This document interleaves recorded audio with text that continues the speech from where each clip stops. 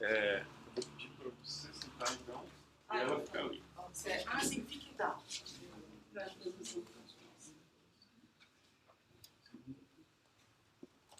Pronto, pode falar.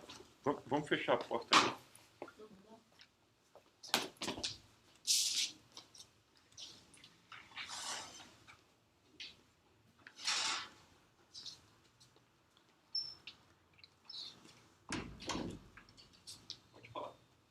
Bom dia, gente. Então, estamos começando o nosso segundo dia. Espero que ele seja tão produtivo como o dia de ontem. Teremos mais apresentações presenciais aqui na UFPR e um pouco menos, né, via transmissão da internet. Então, eu só desejo que vocês aproveitem e os nossos apresentadores tenham muito sucesso e que deem mais o que pensar para nós, né? E mais para desenvolver as nossas pesquisas.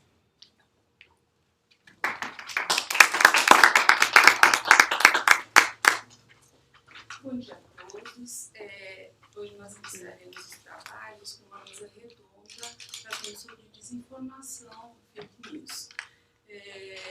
Esse tema ele vem gerado muita discussão e, na verdade, por motivos diversos. Essa nomenclatura, essa terminologia tem sido utilizada por interesses variados e por análises variadas. Bom, por que isso? Ele afeta vários setores, tanto da população, como da economia, como da própria democracia, e ele vem preocupando muito a academia, de forma que há vários estudos que estão trabalhando esse assunto no MIT, Oxford, por toda a área de jornalismo, de imprensa, de divulgação.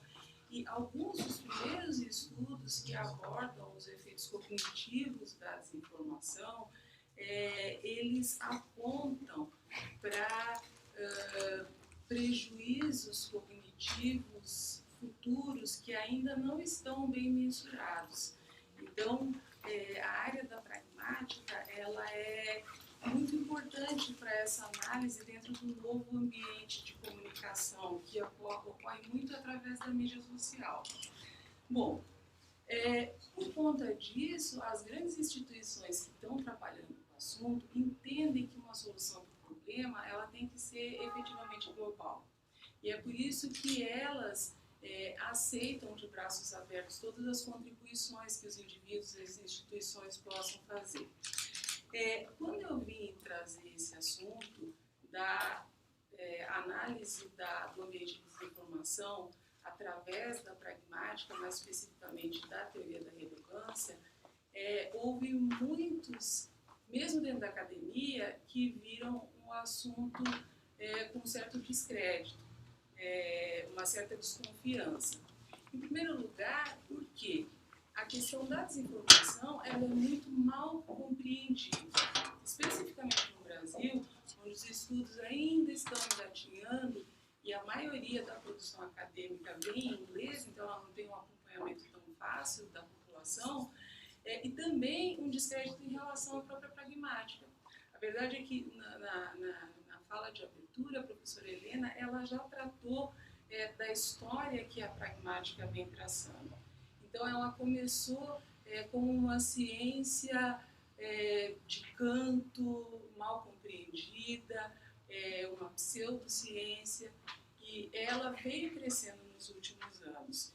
E a partir do momento, principalmente eu entendo que a área de biológicas começou a compreender a importância da pragmática com as neurociências, a biologia. Ontem os colegas falaram o próprio estudo de doenças extremamente importantes, como Alzheimer, outros transtornos, que ela começou a ganhar um certo papel. Então, assim, ainda que não seja o centro da discussão, eu gostaria de levantar essa questão que os pesquisadores não se esmaeçam, se sintam desinteressados em trazer assuntos diversos para análise do ponto de vista da pragmática, porque hoje existe um entendimento muito maior de que ela é crucial e ela, com certeza, tem como melhorar a abordagem, a compreensão de todas as outras ciências.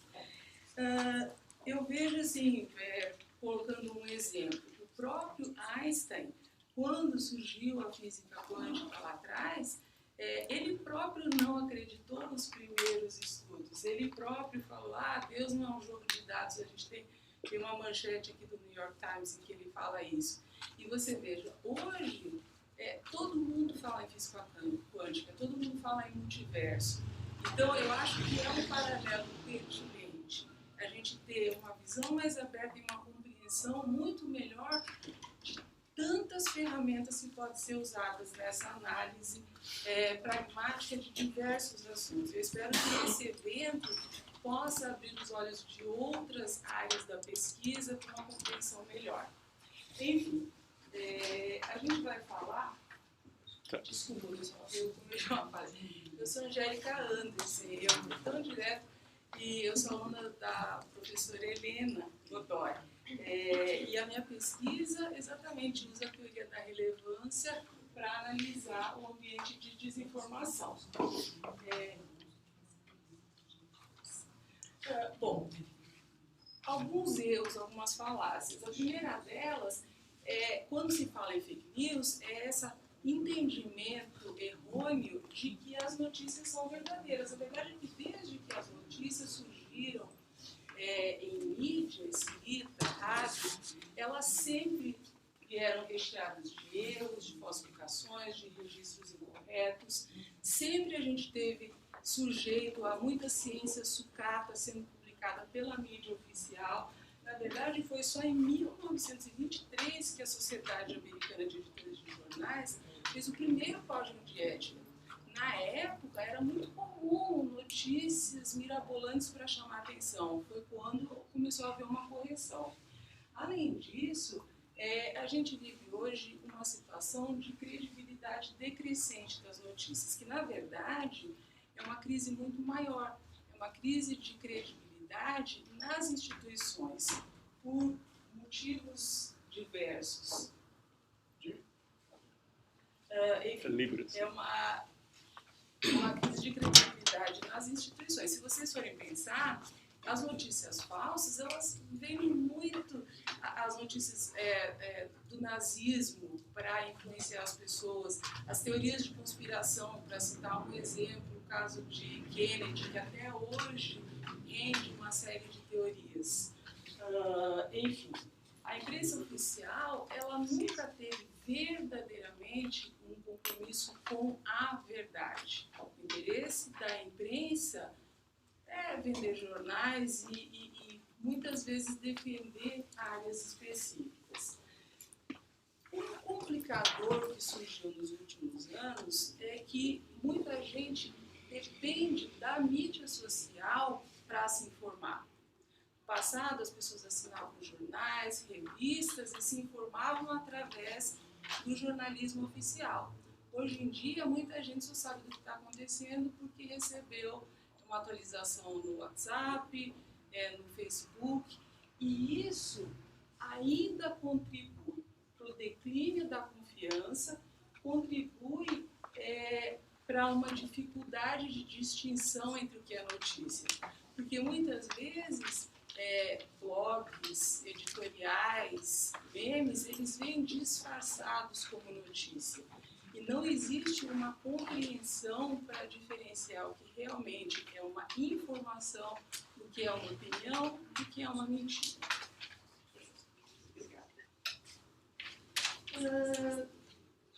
Além disso, a falsidade, a notícia falsa, ela vem de uma questão inerente aos seres humanos, que é a necessidade da fofoca, de contar algo apimentado, de trazer algo que vai gerar uma reação emotiva nas pessoas.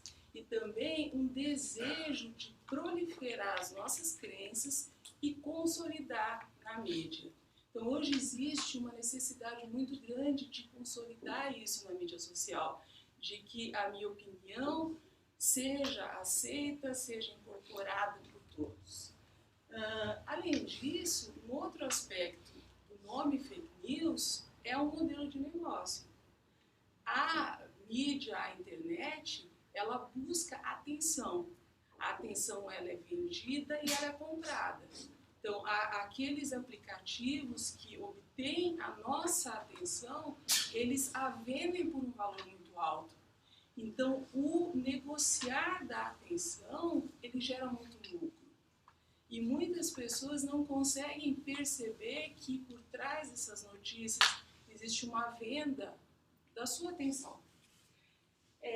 Paralelamente a isso, ainda a gente tem essa terminologia fake news sendo utilizada como uma arma para desacreditar opiniões diferentes, para desacreditar a mídia livre, para desacreditar outros pontos de vista. Então, essa nomenclatura fake news, ela é muito complicada, ela não é ideal para descrever todo esse ambiente. Mas o que acontece em paralelo? Há muitos que gritam e esbravejam que medidas têm que ser tomadas de uma espécie de censura para conter a proliferação das notícias falsas. Ocorre que existe uma linha muito tênue entre conter notícias que são prejudiciais aos outros, informações que são prejudiciais aos outros e a censura. Então a gente tem sempre que, em qualquer decisão, em qualquer medida, tomar muito cuidado com isso. Porque há muita gente que grita e fala, não, porque o Facebook, o WhatsApp, eles têm que censurar e tirar do ar certas coisas. Mas veja bem, será que nós queremos que corporações controlem a informação que vem até nós? Então, a questão é de grande complexidade. Bom, aqui é um exemplo de um boato zumbi. O que é um boato zumbi? É um boato que ele vem a comprovação de que aquilo é falso, mas não se consegue terminar com ele. Ele está sempre vivo, você não consegue matá-lo. Então, a questão das vacinas e o autismo, ela é muito grave, porque isso surgiu através de um estudo de um médico que depois até perdeu a licença médica dele, porque era completamente falacioso, e ele foi divulgado em mídia, e isso faz muitos anos e já foi amplamente comprovado. Mas essa notícia zumbi afeta todos que têm o sarampo hoje em dia, que estava completamente erradicado. É um problema gravíssimo nos Estados Unidos e está sendo no Brasil, por causa de um boato zumbi que vai e volta e não morre. Outra coisa é a questão da mudança climática antrópica. É um assunto que as pesquisas mostram que aproximadamente 97% dos cientistas concordam. Há milhares de pesquisas comprovando, com dados científicos, pesquisas claras, de que a mudança climática é antrópica, ela está diretamente relacionada à ação humana. E, no entanto, a mídia põe questionamento nisso para gerar dúvida nas pessoas. Dentre os cidadãos comuns, apenas 55% da população compreende isso. Então, veja, e eles tentam divulgar que o número de cientistas é muito inferior e não é verdadeira essa informação. E ela é comprovada. Por que não chega ao público? Por que o público não compreende? Bom, aí vem uma questão muito importante, que é compreender o que é o distúrbio da informação. Então, a terminologia fake news, eu não gosto. Quem está trabalhando com o assunto não utiliza mais. A gente usa o distúrbio de informação, desinformação, porque ela cobre uma gama muito variada de fatos, que são extremamente diferentes na concepção, na forma de divulgar e na motivação. Então, essa terminologia ela não tem uma tradução ainda em português, infelizmente, e eu não quis lançar uma nomenclatura. Misinformation são aqueles erros não intencionais. Você recebe uma informação que ela não é verdadeira e, em desconhecendo que aquela informação não é verdadeira, você repassa. Então, não há uma motivação de causar dano. Já a desinformação é um conteúdo, o disinformation, que ele é propositalmente criado, mentiroso, com uma intenção prejudicial. E o malinformation, na verdade, é o mais perigoso. é quando você faz uma mistura, existe uma pitada de fatos reais. Então você pega um fato, uma foto e descontextualiza e cria uma informação totalmente falsa. Então essa mistura de descontextualização é a mais grave, porque ela gera mais dúvidas e ela acaba gerando mais danos. Bom, além disso, o distúrbio da desinformação ele é dividido em 7 tipos, que são bastante diversos. A sátira ou paródia, ela pode não ter a intenção de causar desinformação, mas na verdade muitas vezes ela faz. Meme é um dos piores tipos de desinformação, porque a gente dá risada, brinca, mas aquilo está entrando e vai gerando dúvidas. Então, ainda que ela não tenha intenção de enganar, ela traz o efeito prejudicial.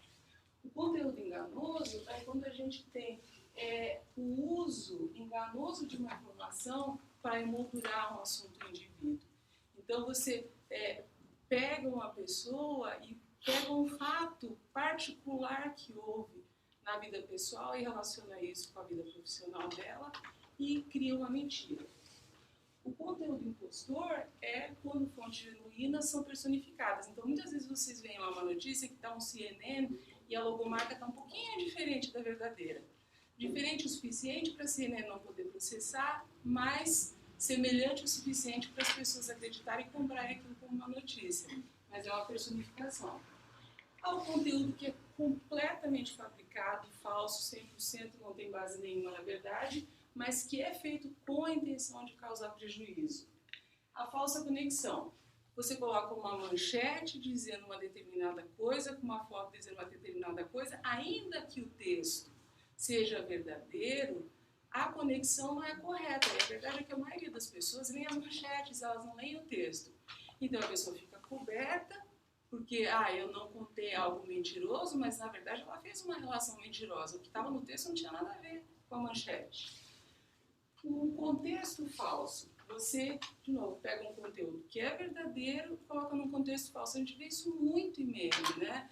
Tá a pessoa lá com fundo de uma praia, em vez de ela estar trabalhando, ela está lá passeando na praia. Nossa, em relação à universidade, eu não quero citar, mas houve tantos casos. Está tratando de alguma coisa e coloca um contexto que não é o verdadeiro para enganar as pessoas. E o conteúdo manipulado. Você pega, de novo, informações genuínas e manipula para enganar as pessoas. Bom, e a motivação para isso? As principais motivações levantadas são realmente jornalismo ruim. Vocês podem observar quando vocês pegam uma notícia, muitas vezes vocês vão tentar verificar em fontes diferentes. E vocês encontram o texto exato, ipsiliteris. Por quê? A necessidade de produção, a falta de profissionais especializados, realmente o jornalismo profissional está completamente sem dinheiro. Então eles só pegam do Google e replicam. Então realmente é uma produção ruim, em grande parte por falta de dinheiro mesmo. Para criar paródia, né? Quer fazer uma piadinha, para provocar ou chocar as pessoas na internet, trolls, que realmente só querem provocar, causar confusão, chocar as pessoas. Por paixão. Eu acredito muito nisso, então eu crio uma notícia falaciosa porque eu acredito. Por partidarismo. Sou extrema-direita, extrema-esquerda e quero defender. Para obter lucros. Né? Todo mundo. Para obter algum tipo de influência política e para fazer propaganda ideológica, tal qual os nazistas, fascistas fizeram no passado. Bom, existe um estudo que saiu agora em setembro de 2019, do Oxford, impressionante, ele está disponível na internet, gratuito, eu tenho os links, posso mandar para vocês, e ele fez um levantamento global de 70 países da situação de desinformação. Então, assim, esse episódio depois tem um resuminho sobre o Brasil. No Brasil, principalmente, a desinformação vem do WhatsApp, do YouTube e do Facebook. Essas duas não são proeminentes no Brasil. Bom, eu só compilei dados importantes em relação ao Brasil desse estudo da Oxford que saiu agora em setembro de 2019. Então, veja, As principais plataformas utilizadas são o WhatsApp, Facebook e YouTube. O formato organizacional e a prevalência de quem está produzindo essa desinformação são contratados privados, ou seja, pessoas que estão sendo pagas para gerar desinformação, políticos e partidos, cidadãos e influenciadores. Os tipos de conta que produzem a desinformação são bots. As contas bots são contas de inteligência artificial. Você gera aquela conta por máquina e ela fica produzindo sem nenhuma intervenção humana. Muitos aplicativos vêm tentando acabar com essas contas, né? Vocês devem se lembrar que há um tempo atrás o Twitter baniu milhares de contas, mas ainda é um pouco difícil, porque assim, se descobre uma solução, a tecnologia da informação melhora. Ainda por influência humana, e o ciborgue é o mais difícil de todos, porque ele é uma mistura de inteligência artificial e humana. Então, existe a produção por inteligência artificial e aí vem a intervenção humana para melhorar. Então, esse é o mais difícil de você pegar. A motivação, ela é espalhar propaganda para governo, para partido, atacar a oposição ao fazer campanha de difamação, desviar a atenção de assuntos importantes, causar divisão ou polarização, suprimir a participação através de ataques pessoais e assédio. Esses números foram realmente identificados. A capacidade dessas tropas, a Oxford identificou contratos da ordem de 10 e 12 milhões de reais, de 130 mil e de 24 mil. Então, efetivamente, esse valor está sendo gasto para produzir desinformação. Bom, e a desinformação e a cognição? Na verdade, pouco se sabe sobre os efeitos da desinformação, a exposição às fake news de curto e longo prazo, mas já existem alguns estudos que demonstram que ela afeta a produção de tarefas subsequentes. Então, quando você está na rede social e é exposto a uma notícia falsa, logo em seguida a sua produção vai ficar um pouco afetada, porque, claro, existe todo um trabalho de processamento, de discussão mental sobre aquilo. Ela pode ser internalizada como verdade. Por quê? Você vai recebendo 10, 20, 30 vezes a mesma desinformação, ela não só causa um questionamento, ela pode ficar impressa na sua memória. E aí, quando você for recuperar essa informação, você pode recuperá-la como sendo verdadeira, uma informação que era falsa. Bom, e os estudos apontam para as pessoas que aceitam as fake news, está muito ligados a heurísticas e a vieses cognitivos que elas já possuem. Então, por exemplo, o viés da confirmação é muito importante. Então, eu já mais ou menos acredito nisso. Então, todas as informações que vierem, que confirmarem aquela crença que eu tenho, eu vou aceitar muito melhor. As informações que desafiarem as minhas crenças, essas eu vou jogar de lado. E isso é muito preocupante.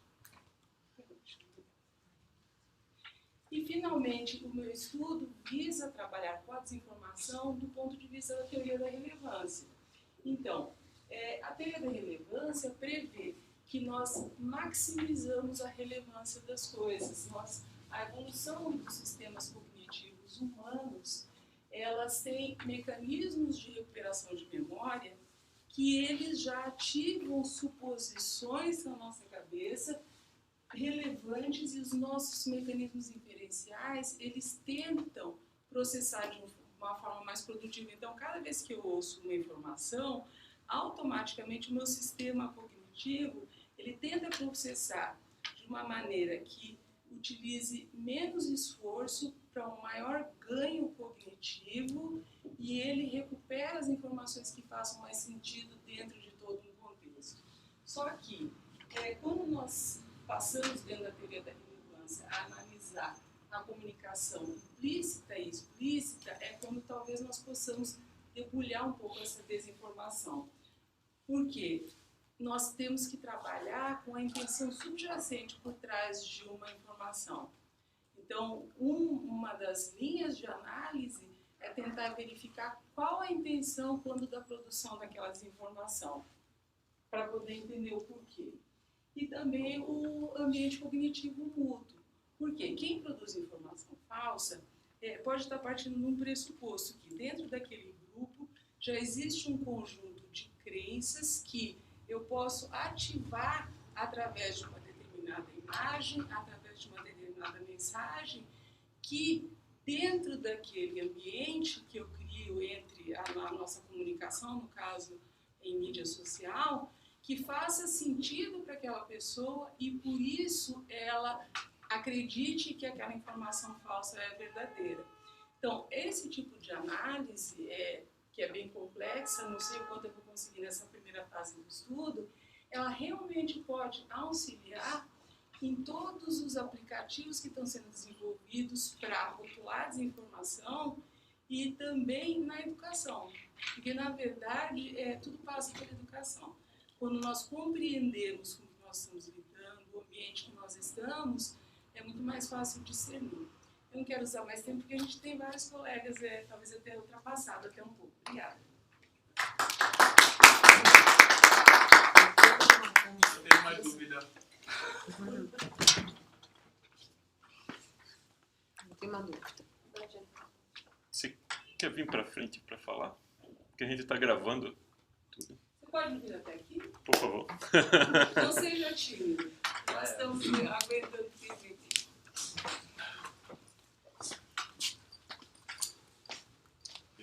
Você fica. Esse aqui, por favor. Bom dia a todos e todas. A minha dúvida é a seguinte.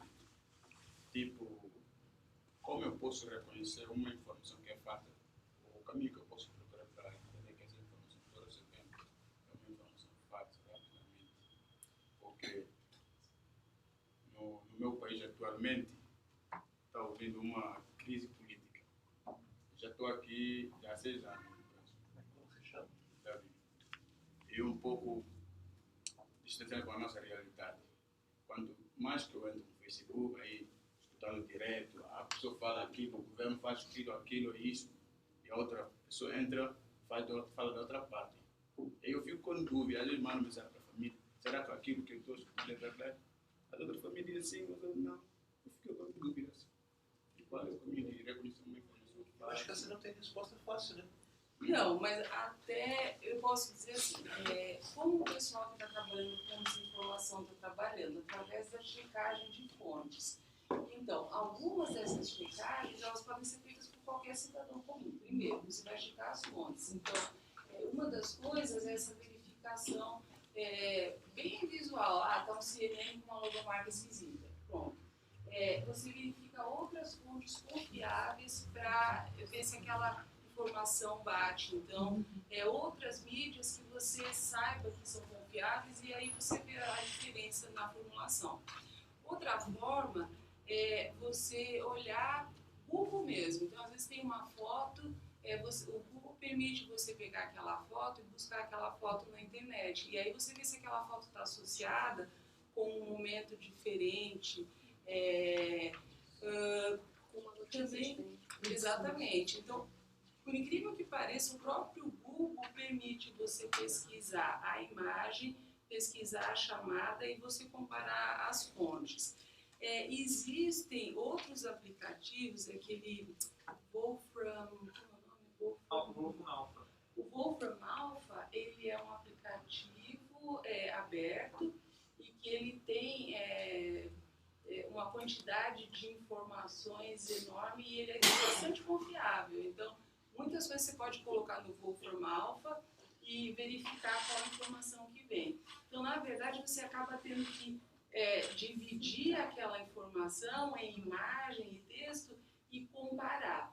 Mas, com certeza, você verificar essa logomarca de onde está vindo, comparar com outras fontes, jogar a imagem no Google, jogar a informação no Wolfram Alpha, você vai ter. E claro, se for uma informação científica, por exemplo, o que eu costumo fazer? Eu vou em bibliotecas científicas que tem um monte na internet e coloco lá, por exemplo, assim, a Terra é plana. E aí eu busco, né, tenho o Science... ai, meu Deus, não... Google Academics? O Google Academics, e aí você puxa um texto acadêmico que fala sobre o assunto. Você não precisa ler inteiro. Se você ler o resumo, aí você vai formando assim um quadro mais geral daquela informação. Obrigado. Eu tenho um capítulo que a gente escreveu recentemente no livro, esse capítulo aqui, escreveu propaganda, mas o livro é aberto, ele sai gratuitamente. E eu enumerei uma série de aplicativos e de caminhos para a gente trabalhar com isso. Então, vou ficar bem feliz pelo e-mail de vocês passar para vocês, porque aqui eu estou listando um monte de aplicativos para fazer isso. Eu virei também daí agora. Sim, a gente passa. Eles estão com comentários e tal. Eu disponibilizo. Olá, tudo bem? Meu nome é Marília.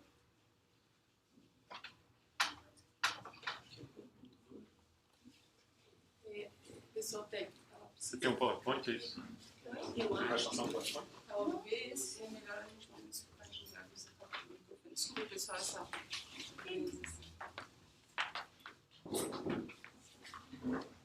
Então, de novo, olá, meu nome é Marília e eu vou falar um pouquinho sobre esse trabalho que eu venho desenvolvendo nesse último ano. A ascensão da extrema-direita, longe de ser um fenômeno isolado, é um fenômeno que ganhou força na última década. E, embora os elementos que acabaram para consolidar esse fortalecimento sejam diversos, como a crise gerada pela falência dos modelos neoliberais, é para a linguagem que eu volto meu olhar na tentativa de compreender o apelo social desses discursos. O que eu busco compreender de que forma que, por meio do uso das novas tecnologias, associado ao uso da polidez e da impolidez, como estratégia, a nova direita utiliza uma forma argumentativa que é fundamentada não na racionalidade, mas uma emocionalidade primeva que rejeita quaisquer fatos, documentos ou evidências em nome da manutenção do próprio conjunto discursivo político. Então, partindo do pressuposto de que para o Kohler a impolidez não é um comportamento marginal da língua, mas ela tem funções sociais significativas, eu busco averiguar de que mecanismos e artifícios a figura bastante emblemática da extrema-direita Olavo de Carvalho se utiliza para veicular esses discursos porque possui tamanho alcance. Em específico, eu vou utilizar um vídeo dele do True Outspeak, que é o canal do YouTube dele, é onde a maioria das pessoas entra em contato com o Olavo, e esse é um dos mais vistos, que é um vídeo sobre socioconstrutivismo. Por falta de tempo, eu não vou projetar o vídeo inteiro aqui, mas eu vou fazer algumas citações com relação ao vídeo. A principal característica desse modelo é que ele se apresenta como bound on record, e o que eu tento demonstrar é que, na verdade, ele usa diversas estratégias de polidez e de indiretividade e de polidez negativa. A fala do Olavo começa dessa forma. Eu vou fazer uma citação dele agora. E esse mediador faz o quê? Se houvesse uma ciência da educação, se a educação fosse uma ciência, então ela obedeceria, quer dizer, a regras estritas e bastaria aplicá-las, tá certo? Assim como, sei lá, para você fazer um remédio, você vem com uma prescrição certinha, você vai fazer o remédio de acordo com aquelas regras e vai funcionar daquele jeito. Mas a educação não é uma ciência, a educação é uma arte, é uma técnica. Então, na arte, veja, a ciência, o que a ciência faz? A ciência pega vários fenômenos aparentemente heterogêneos e os reduz à unidade de um princípio. Preste bastante atenção. A técnica ou arte faz exatamente o contrário. Quando você pega um objeto técnico, por exemplo, um computador, né, ou um papel impresso, o que você faz? Você está juntando elementos que não são regidos por nenhum princípio comum. É interessante que nessa primeira parte da fala do Olavo, ele ainda mantém um tom de voz bastante homogêneo e bastante atenuado. Então, existe essa relação entre a indiretividade e a polidez, e quanto maior o esforço do ouvinte para compreender um face threatening act, maior o grau de polidez percebido, né? E é dessa indiretividade que o Olavo vai se utilizar para demonstrar a intenção e guiar a interpretação do ouvinte sem que essa pareça uma imposição. Essa indiretividade vai permitir que ele demande um posicionamento do ouvinte sem exigir de fato. Ele já inicia a fala dele direcionando essa interpretação do ouvinte e deixando a cargo dele, por uso de associações, como ele faz comparar com o remédio, o ônus da conclusão que ele tira a seguir, e que não há uma ciência da educação. E aqui eu não vou entrar no mérito da veracidade ou não veracidade da fala dele, porque eu iria gastar todo o meu tempo fazendo isso, então eu vou me focar nas falas dele mesmo. E, ao se utilizar de perguntas retóricas, ele viola também a máxima da qualidade como tática de guiar o ouvinte até a concordância. E já logo seguinte, ele encarrega o ouvinte de pressupor o significado da sentença que ele faz, quando ele está falando da relação entre arte, ciência e técnica. Se a educação não é uma ciência, então reduzir todos os elementos à unidade de um único princípio é, para o Olavo, muito nocivo a esse funcionamento. Mas então, se há uma fala tão cheia de indiretividade, de polidez negativa, especialmente, por que ela é percebida como bout on record? Bom, é porque o trabalho de impolidez é direcionado a uma terceira parte que não participa da conversa, mas que compreende tudo aquilo que o Olavo não concorda. É por meio dessa impolidez compartilhada entre o Olavo e o ouvinte complacente que a fala é percebida como direta e sem rodeios. Agora eu vou fazer uma citação da segunda parte do vídeo dele, que é onde ele aumenta o tom de voz, porque ele começa a falar dessa terceira parte. E ele começa a utilizar uma carga maior de palavrões, e é o Olavo característico que a gente já sabe como que é. Agora, toda essa escola que foi adotada no Brasil há 50 anos, e vem esses filhos das putas, desses Jean Piaget, Emília Ferreira, Vygotsky, Paulo Freire, todo esse bando de charlatão e vigarista, porra, e ensina assim. O ensino não pode ser diretivo, você tem que deixar o aluno solto ante o objeto. Então ele fica lá solto dentro de um objeto chamado linguagem, ele ouve as pessoas falar, e ele mesmo vai montando por abstração, e ele mesmo vai montando na cabeça dele as regras da gramática, e no fim lá, ele produz a gramática metódica da língua portuguesa do Napoleão Mendes de Almeida. Porra, é claro que isso é impossível. E assim estão sendo educadas as crianças brasileiras. Educadas por quem? Por outros idiotas que também foram educados no método socioconstrutivista e são analfabetos, impulsivos e violentos. Todo o nosso congresso praticamente é constituído de gente assim. A Dilma é assim, porra. Vocês não enxergam isso? O Lula é assim. Toda essa gente é fruto do quê? Do método socioconstrutivista aliado à pressão da nova ordem mundial que quer, empastelar todos os valores da civilização sem saber o que vem depois. Então, o que acontece nesse trecho? Ao ouvinte são oferecidas duas oportunidades, duas escolhas só, duas possibilidades de posicionamento. Ele pode afiliar-se ao posicionamento do Olavo e se engajar nesse trabalho de impolidez, e ao fazer isso ele não corre o risco de ser um desses filhos das putas, charlatão vigarista, ou ele pode se contrapor e, nesse caso, ele será automaticamente parte do grupo atacado. Então, pelo uso estratégico da polidez e da impolidez, o Olavo força o ouvinte incauto a assumir um posicionamento motivado por emocionalidade, sem que ele passe antes pelo devido processo de racionalização.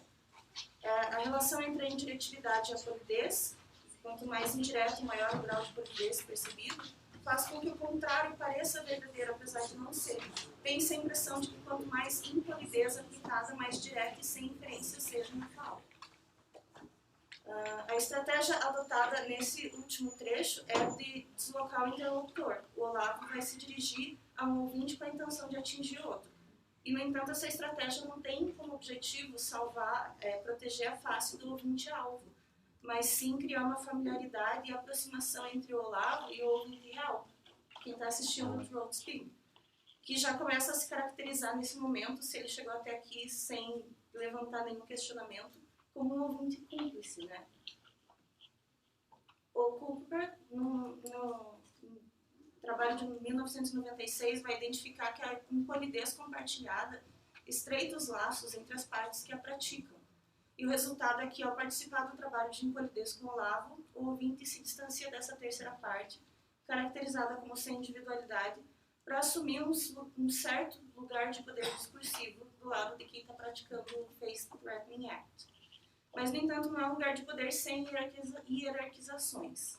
Segundo o Culpeper 2020, primeiramente, a ação coercitiva não é meramente uma questão de conformidade comportamental, mas é sobre usar a impolidez para reduzir o poder simbólico relativo do alvo, assim aumentando os benefícios simbólicos do emissor, que em resposta pode levar a benefícios materiais no futuro.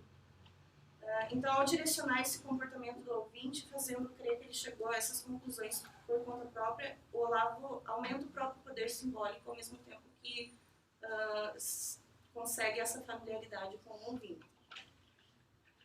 Então, esses discursos da extrema-direita se apresentam como Baldwin Record, que você mais vê relacionado a pessoas como Olavo, ele fala a verdade, ele fala na lata, quando na verdade eles são cheios de estratégia de polidez e impolidez. A pergunta é, esse discurso é efetivo? E daí eu tenho alguns resultados. Os primeiros resultados que aparecem quando eu pesquiso socioconstrutivismo no Twitter. Eu vou falar alguns deles para vocês. Agora há pouco tomamos um café com o nosso presidente Jair Bolsonaro, oportunidade em que expus a ele a necessidade de fazermos não só a reforma da Previdência, mas a reforma educacional, extirpando o socioconstrutivismo de Paulo Freire. É interessante que não importa, para quem está fazendo esses comentários, que Paulo Freire não tenha nada a ver com socioconstrutivismo. Também não importa que o socioconstrutivismo do Vygotskiano seja justamente fundamentado na ideia do professor como mediador. Não importa, para essas pessoas já virou um fato de que socioconstrutivismo de Paulo Freire vai acabar com a educação brasileira. Você percebe quando o presidente acerta no ministério quando a mídia entra em colapso. Ricardo Vélez Rodrigues, como ministro da Educação, é simplesmente a maior ameaça ao socioconstrutivismo de Paulo Freire. Simplesmente não existe nome mais qualificado para esse cargo. E é interessante essa citação por ser ainda antes do Abraham Weintraub. O socioconstrutivismo tomou conta dessa modernidade mesmo. Um bando de pederastas se comunicando através desses dialetos. O Paraíba primitivo e a galinha peida esperma causando essa bufonaria foi, sem a menor das dúvidas, uma das cenas mais patéticas dessa plataforma. E professor Carlos Nadalin é o responsável pelo novo Plano Nacional de Alfabetização, que vai mandar o socioconstrutivismo e o método freiriano para a PQP. Ele é aluno do Olavo. Os milicos do MEC fazem de tudo para sabotá-lo e manter as coisas à la PT. Vamos confiar nos generais, sim. Então, não importa mais a relação entre Paulo Freire e o socioconstrutivismo, quais fatos fundamentaram esses discursos. O que importa é que eles viraram outra coisa depois da influência do discurso de figuras como Olavo. E, bom, é isso.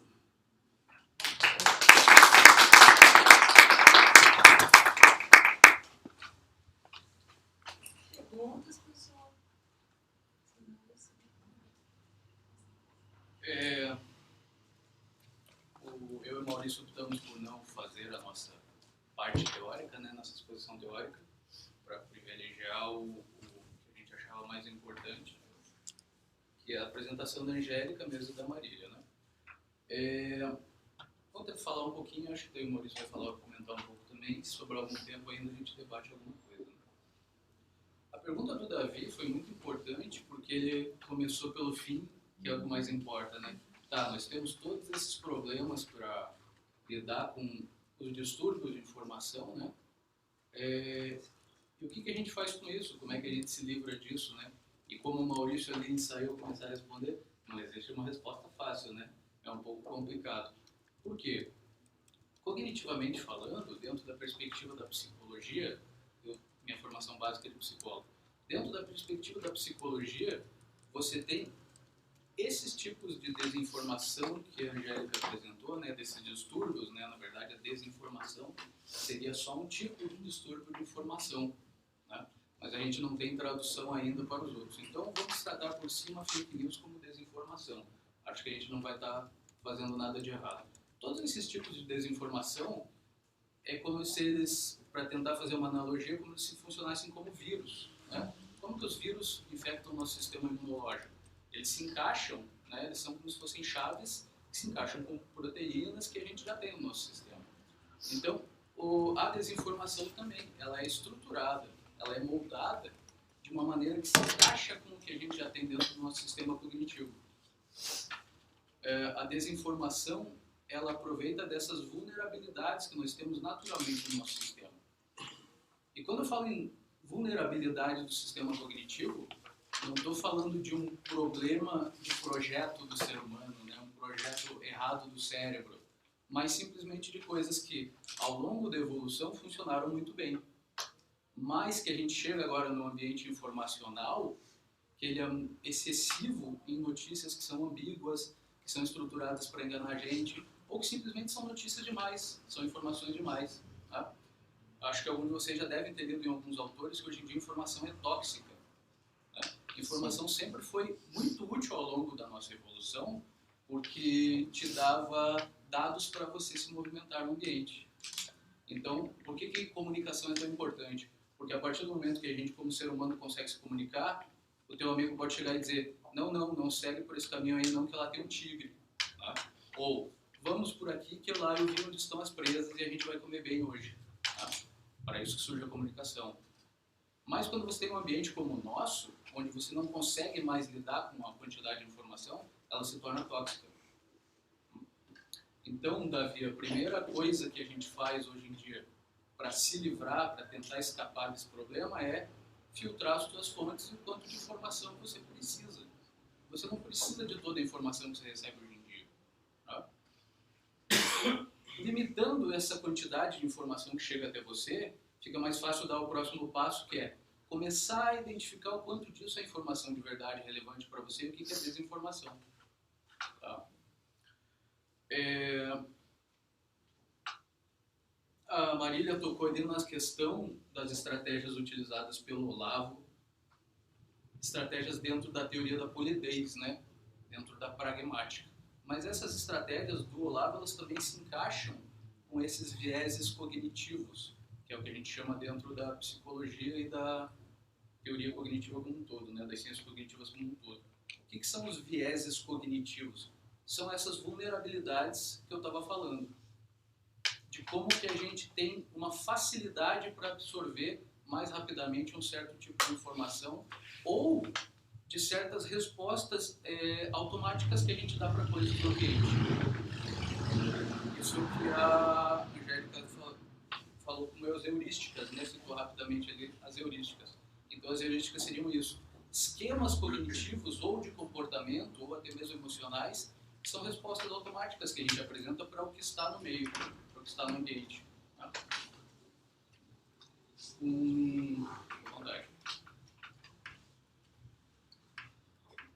Essas heurísticas, elas são tão importantes, esses viés cognitivos são tão importantes, que desde que essa ideia surgiu, mais ou menos na década de 70, a gente tem aí quase 200 vieses cognitivos identificados hoje.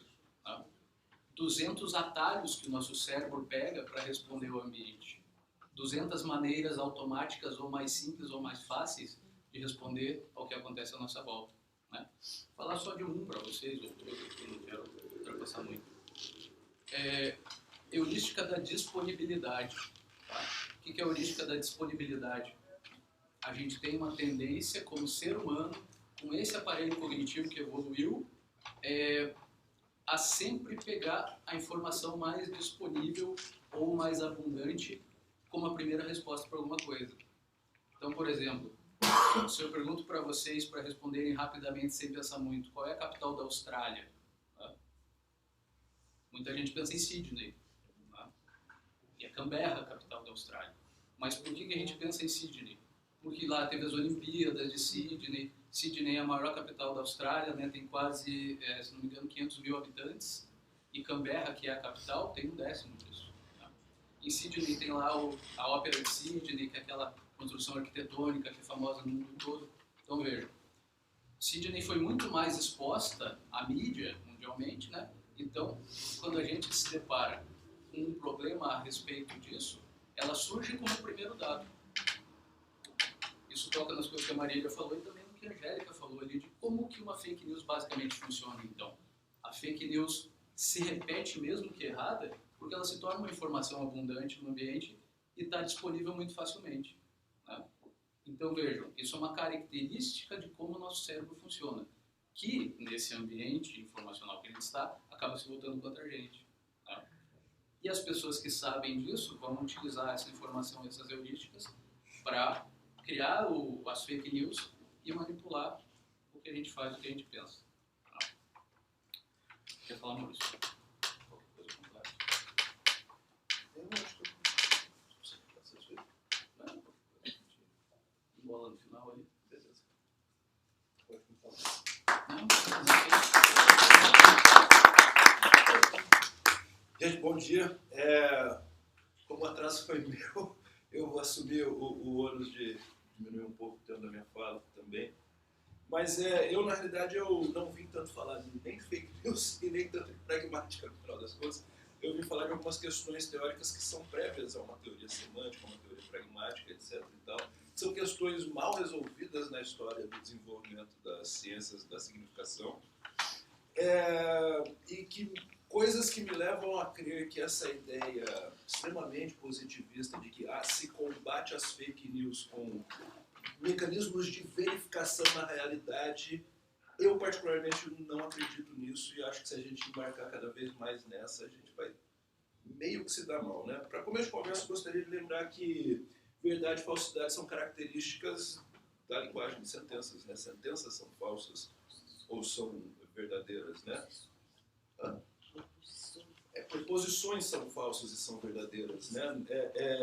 Ou seja, a verdade ou a falsidade não é uma coisa do mundo, é uma coisa da linguagem, né? Sendo assim, um dos grandes problemas que a gente tem quando a gente tem o fomento das teorias semânticas diz justamente sobre a natureza da significação. Não é? Provavelmente a afirmação, tipo de conceituação mais clássica que a gente tem nessa direção é a formulação de Frege, que tem a ver com a ideia de que o significado reside na relação entre linguagem e mundo. Não é? Que tem a ver com os conceitos de sentido de referência, os conceitos fregianos de sentido de referência.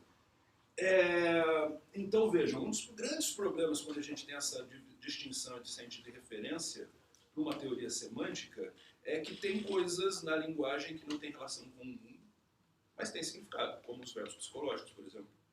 Não é? Como os verbos psicológicos, expressões como entretanto, no entanto, contudo, etc, etc, etc. São coisas que não têm relação com o mundo, mas têm significado. Então, quer dizer, para começo de conversa, esse tipo de formulação teórica ela é manca. Ela não dá conta do espectro de coisas da linguagem que de fato significam. Todo o sentido desse trabalho dos lógicos, dos semanticistas do século passado em relação a isso, tem a ver com a tentativa de frear explicações psicologizantes para a significação, etc. e tal. Em que sentido? Não estou pensando aqui nas teorias cognitivas que nós temos hoje em dia, né? Estou pensando nas teorias psicológicas que a gente tinha lá no começo do século passado, que davam brecha para muita coisa. E, evidentemente, se o significado não está na relação entre linguagem e mundo, provavelmente ele vai estar na relação entre linguagem e mente, né? O que a gente, por exemplo, assume na pragmática cognitiva, que a significação mora na relação entre linguagem e as representações e meta-representações que nós temos.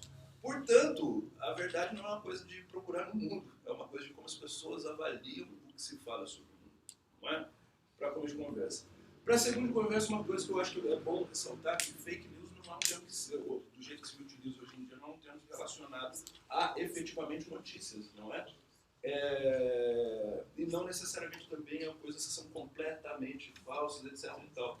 Mas são coisas que, para começo de conversa, uma coisa muito importante nas definições da antropologia social dizem respeito ao fato de que nós todos, como seres que manipulam a informação e divulgam a informação, como é o nosso caso hoje em dia, nós aceleramos demais esses processos todos de informação. Todos nós hoje em dia somos potencialmente compartilhadores de informação, todos nós somos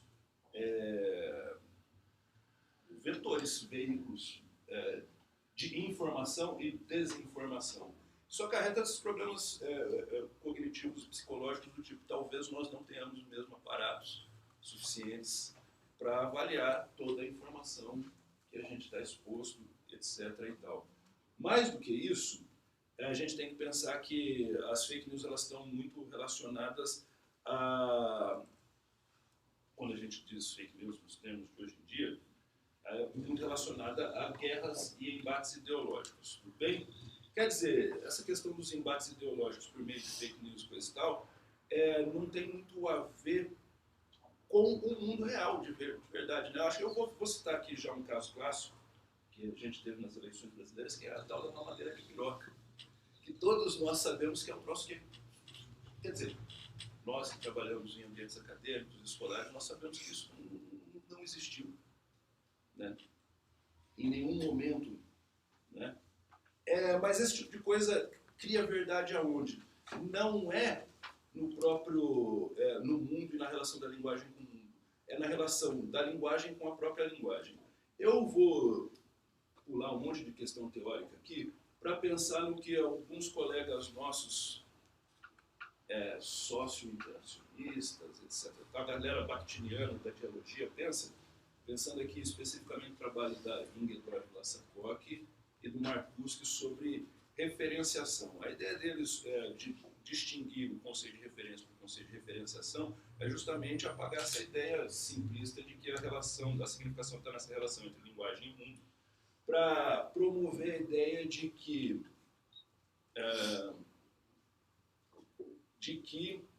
os objetos dos discursos são criados no próprio discurso.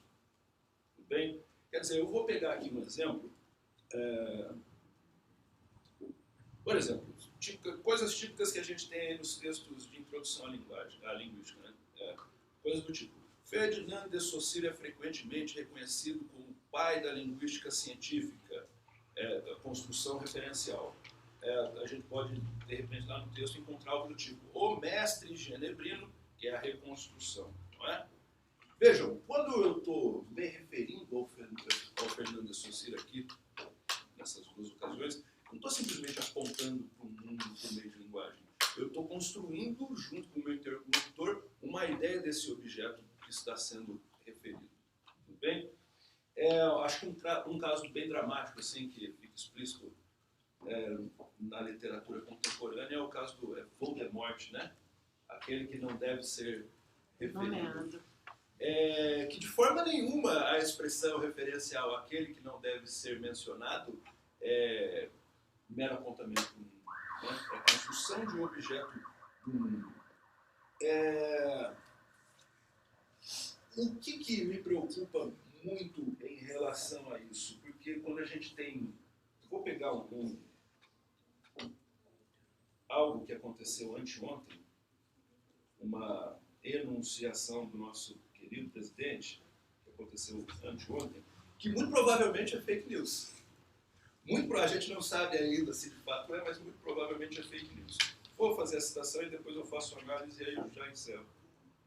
Então tá, a gente tem aqui o presidente está em viagem para os Estados Unidos, e coisa e tal, etc. E tal, e numa das entrevistas que ele deu, ele veio com um papo assim: pelas provas que tenho em minhas mãos, que vou mostrar brevemente, é bom que a Procuradoria-Geral da República, de fato, né, obrigue ele a mostrar o que ele tem ou não, porque isso é um absurdo, né? Que vou mostrar brevemente, eu fui eleito no primeiro turno, mas, no meu entender, teve fraude.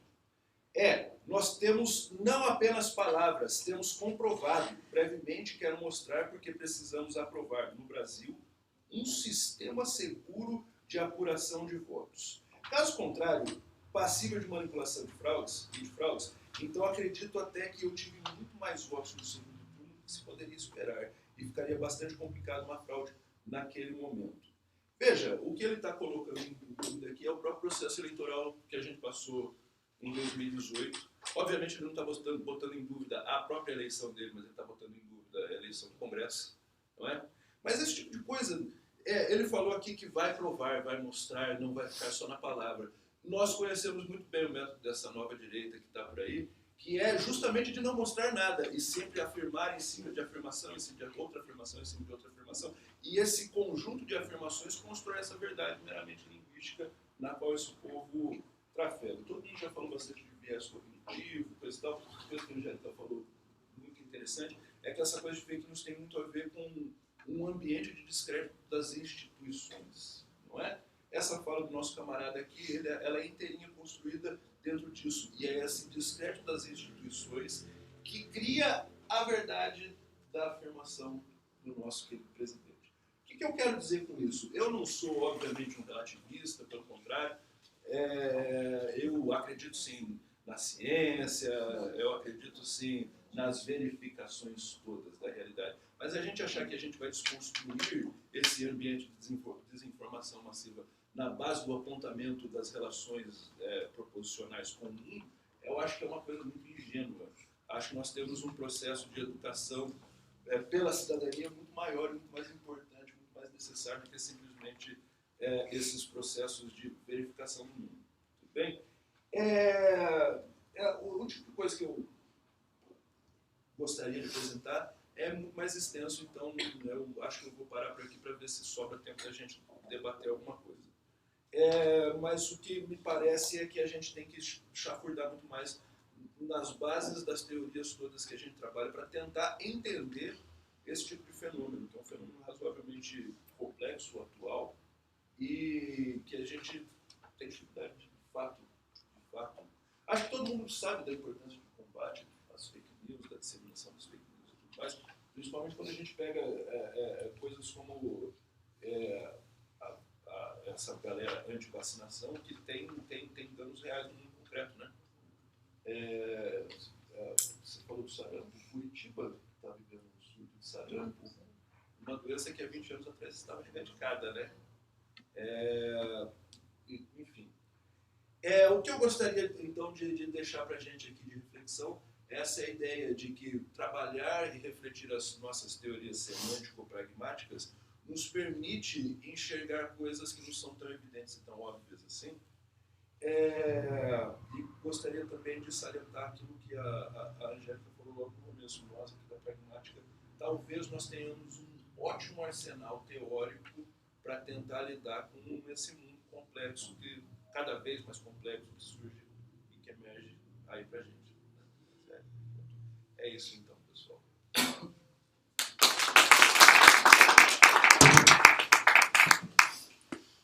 Queremos abrir ao público, porque a mesa é para uma discussão, e queria se alguém gostaria de acrescentar, questionar, que nós nos aprofundássemos em algum dado, alguma informação que foi trazida.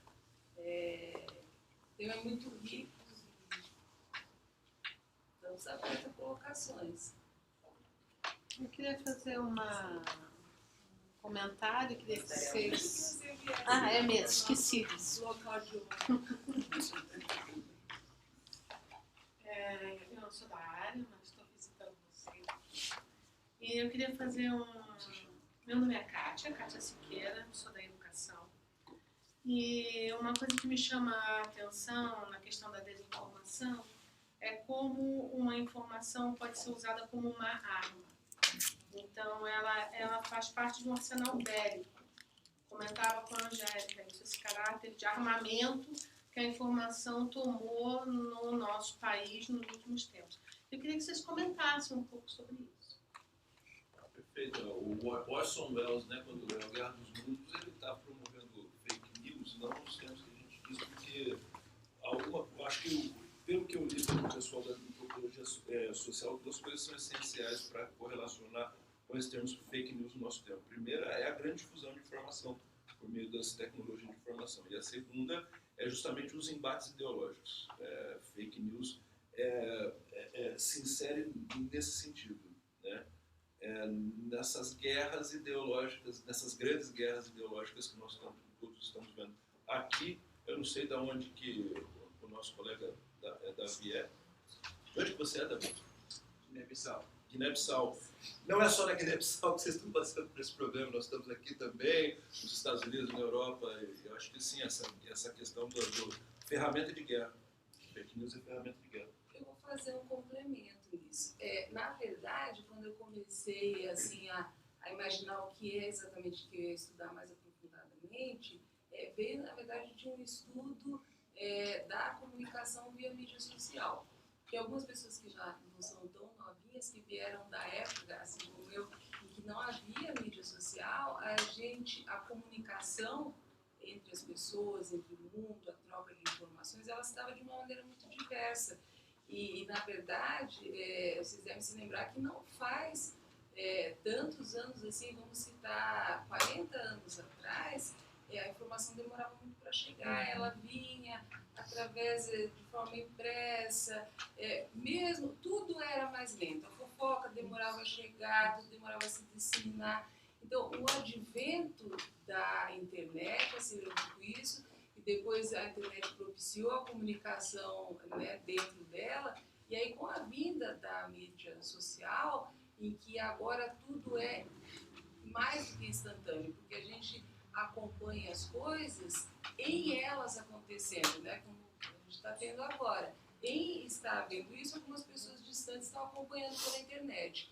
Então, existe um estudo muito maior para compreender como se dá essa informação. Porque também, paralelamente, o que a gente observa é que as interações físicas, elas tiveram um decréscimo. As pessoas, muitas vezes, estão extremamente próximas e, ainda assim, elas se relacionam através da mídia social. Gente, eu tenho um exemplo dentro de casa. Às vezes o meu filho está lá trancado no quarto dele e eu mando um WhatsApp para ele, porque eu não tenho mais voz para chamar. Então, assim, é o cúmulo do extremo. Dentro de uma casa, você usar a mídia social para se comunicar com alguém. Então, o que acontece com isso? Também existe um entendimento de que isso tem um valor econômico, um valor em todos os aspectos enorme. Então, hoje é assim que as pessoas se relacionam, elas trocam informação. Então, todos os interesses se voltam para isso.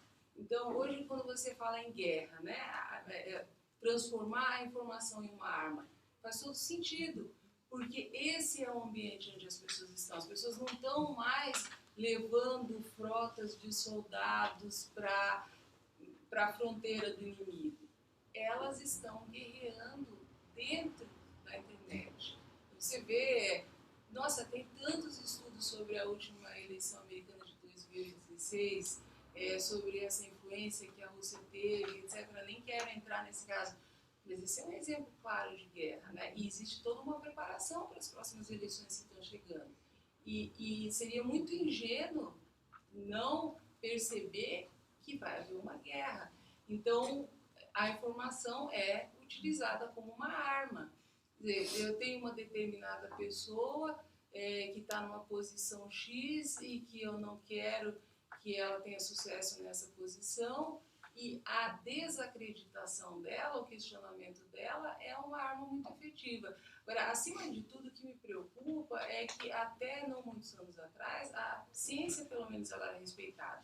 Você trazia um estudo que, assim, porque a ciência não é feita de brincadeira, não é que um cientista faz um estudo e publica, não.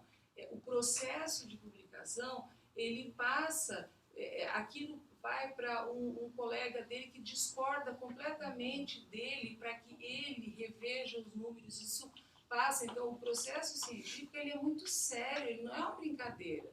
Ele é comprovado, ele é questionado, ele é colocado no microscópio, e hoje em dia, esse tipo de situação que coloca dúvida sobre esse processo acaba vingando. E isso é a nossa maior preocupação, porque se nós não pudermos contar com a ciência, com o estudo acadêmico, que é feito de uma forma séria, aprofundada, questionada, revisada, passada por várias lupas, se nós não tivermos essa base, então realmente a nossa sociedade está em sério risco. Crise da autoridade, né? E que tem tudo a ver com a difusão da informação. Se todo mundo é vetor de informação, por que você que é estudado, é versado, tudo mais, por que você tem uma voz principal a ser ouvida? Né? Porque as pessoas consomem muito volume sem profundidade, né? Aquilo que a gente falava. Todos os estudos comprovam que as pessoas leem a manchete e não leem o conteúdo do texto. Então, muita gente não entende como ciência é feita e, por esse motivo, cai nessas falácias. Porque na cabeça desse povo aí, todos nós, professores, cientistas e acadêmicos, somos pederastas, né? Então, assim, isso é muito preocupante. preocupante. Eu realmente me preocupo, porque quando a gente chega numa instituição que é tão base para a formação de uma sociedade civil, democrática, compreendedora, então isso é bastante grave. E você vê, agora, sem fundos, né, e isso não é só no Brasil, mina a capacidade da sociedade evoluir e se organizar e ter realmente um papel esclarecido democrático.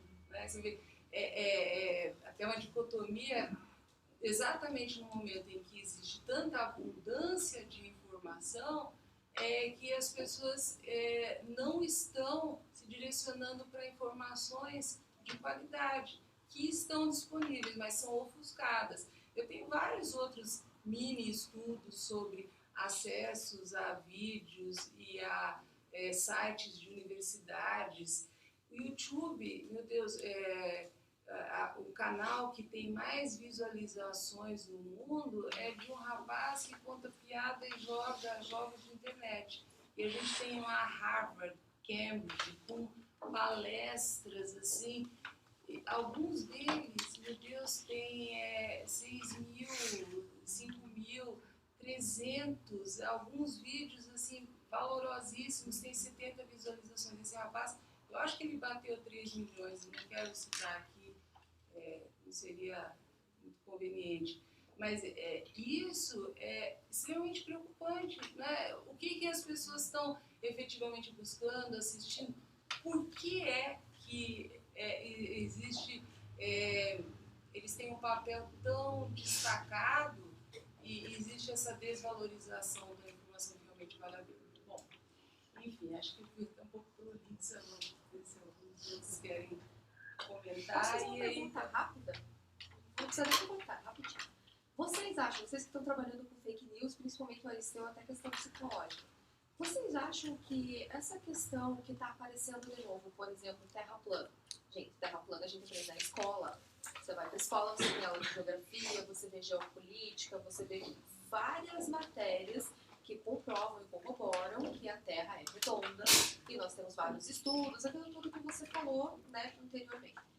Você acha que as fake news têm um papel, de alguma forma, de trazer, de suscitar essas ideias novamente na mente das pessoas?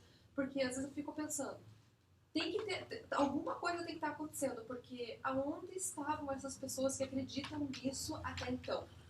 Porque até um tempo atrás, não sei há quanto tempo está rolando essa história da Terra plana, não consigo mensurar quanto tempo está acontecendo, faz algum tempinho, mas eu fico pensando... 11% da população brasileira acredita no Pois é, mas terraplanismo, aonde né? estava isso que a gente não estava vendo? Porque me parece que isso talvez seja um problema mais antigo e que pode ter sido fortalecido com a questão das fake news e até com a grande Você já conversou com disseminação o terraplanista?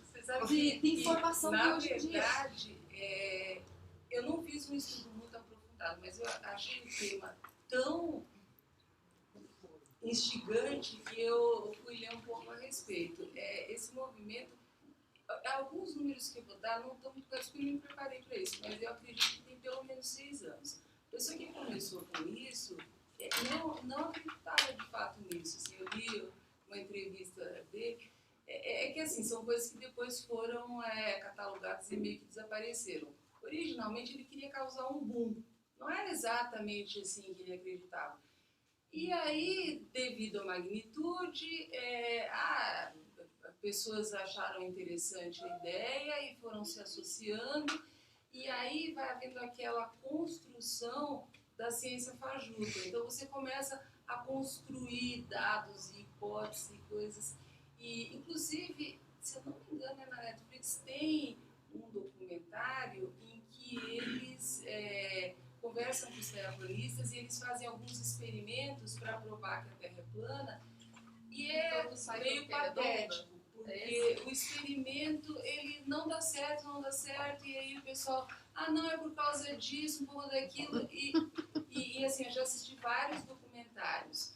Só que, de novo, a atenção, isso acaba dando dinheiro, cliques custam dinheiro. Então, algumas pessoas inventam uma teoria da conspiração contra a ciência, a partir do que elas ganham adeptos, que aquilo é muito diferente, e você vai colocando dados fajutos e as pessoas não verificam. Hoje em dia a ciência fajuta, meu Deus, se vocês procurarem na internet assim, em fundo de quintal, tem uma outra pessoa que está fazendo células-tronco na garagem dele e ele entrega pela internet e as pessoas compram e utilizam com um risco enorme. Então, assim, a ciência fajuta hoje, é por isso que antes eu comentei isso, ela está tão proliferada e ela encontra eco de uma maneira absurda. Porque tanto se fez desde aquela crise lá contra o cigarro, né? Eu vim do marketing.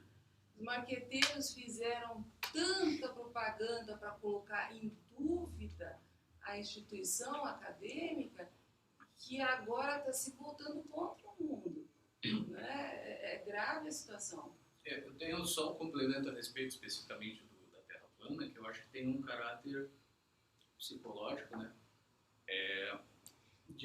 O terraplanismo, me parece que assim, é uma coisa instrumentalizada, como a Angélica falou, para muita gente ganhar dinheiro, né? E entrar nessa guerra de informação e da disputa pela atenção, né? Então acaba se tornando um produto.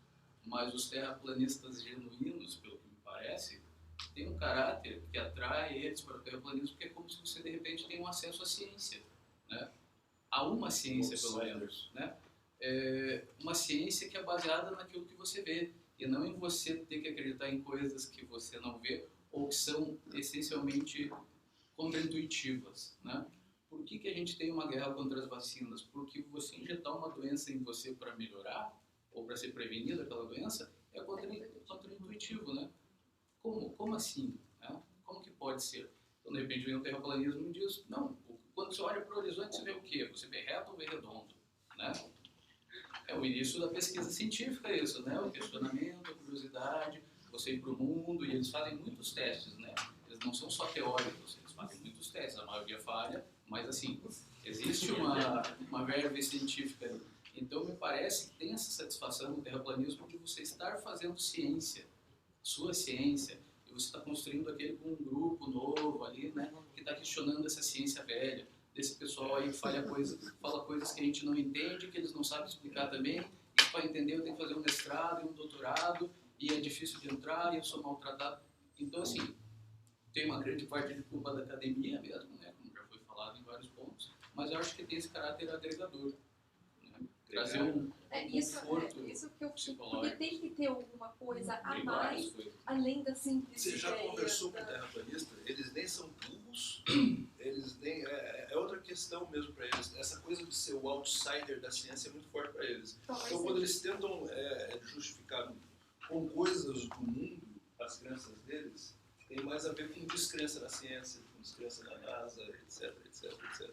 do que necessário. Eu acho que uma coisa que dá suporte a isso que a Aristeu estava falando, geralmente quem é terraplanista não é só terraplanista, ele é terraplanista, mas ele acredita nos chemtrails, que a fumacinha dos aviões está incendiando veneno em todo mundo. Geralmente são pessoas que colecionam umas 5 ou 6 teorias conspiratórias, né?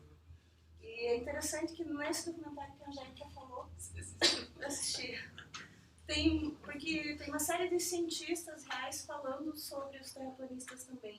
E daí tem uma fala, acho, de um astrofísico, falando que essa curiosidade, esse ceticismo e essa curiosidade que eles têm, se bem nutrida, poderia ter se desenvolvido num interesse científico real. O ceticismo não está na base da ciência.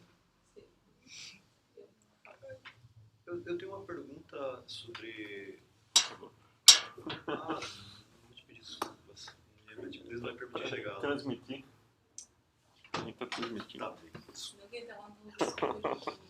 Obrigado.